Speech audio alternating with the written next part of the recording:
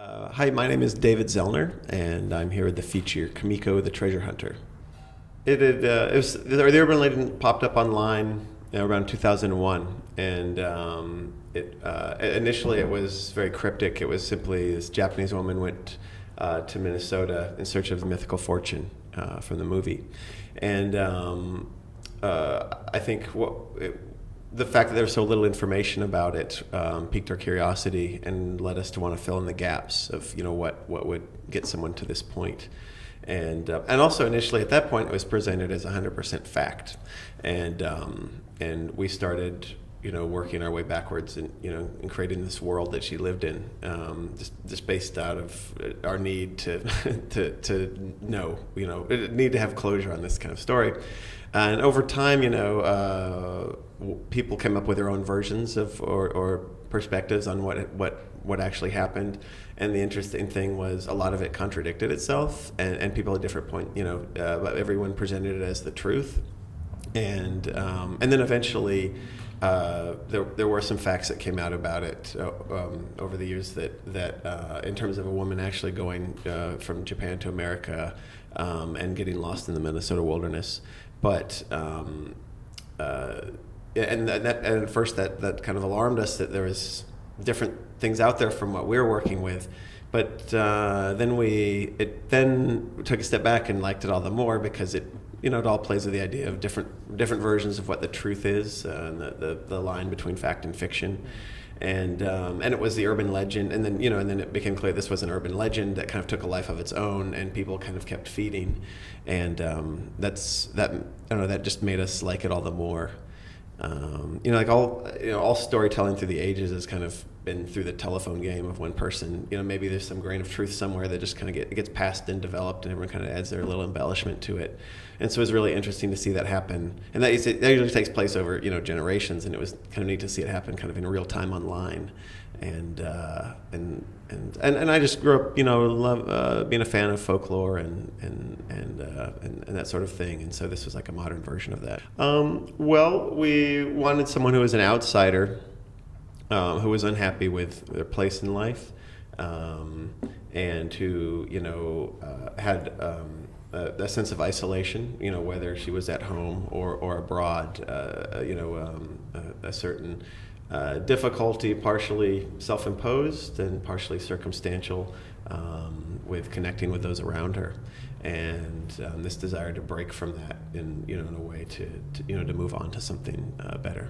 The last thing we wanted is it to look like white guys from Texas did this portrait of Japan, and we wanted to be even though there's obviously heavy stylization with the film, we wanted to have this wanted to feel like it's a certain sense of authenticity to the environment we created.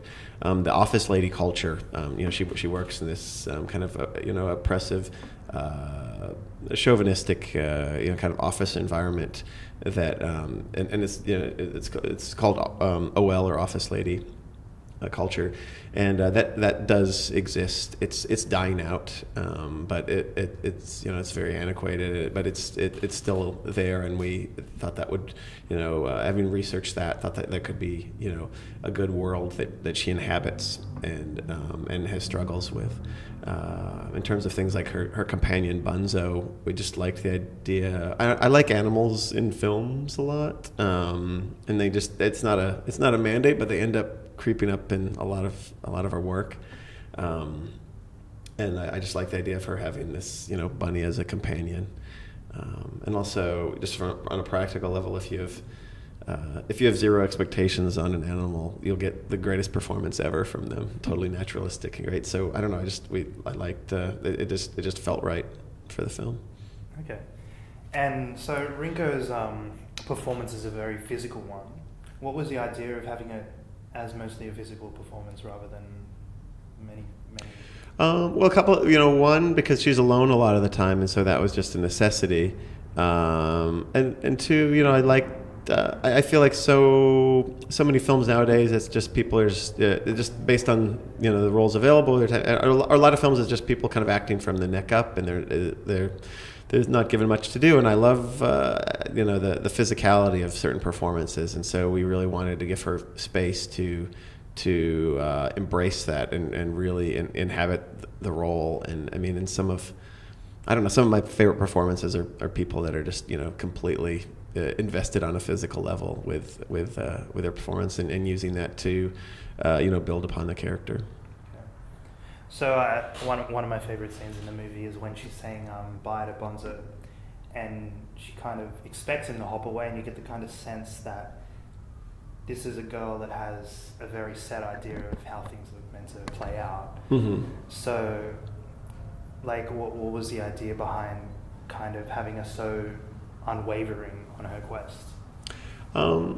Well, I think that's part of that is the nature of obsession. You have a certain the more obsessed she has this obsession for the trajectory for how her life is supposed to go, and this kind of in quest this self-imposed quest that she's on, and anything that wavers from that is an obstacle. So the more and more obsessed she gets, the more narrow that bandwidth of exactly how things are supposed to follow, the more it becomes that way.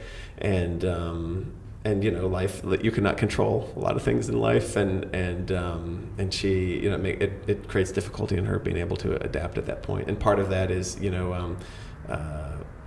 is in terms of, without spoiling anything, like, the evolution of her relationship with her pet, and the pet doesn't act the way she wants it to, and that creates some conflict for her.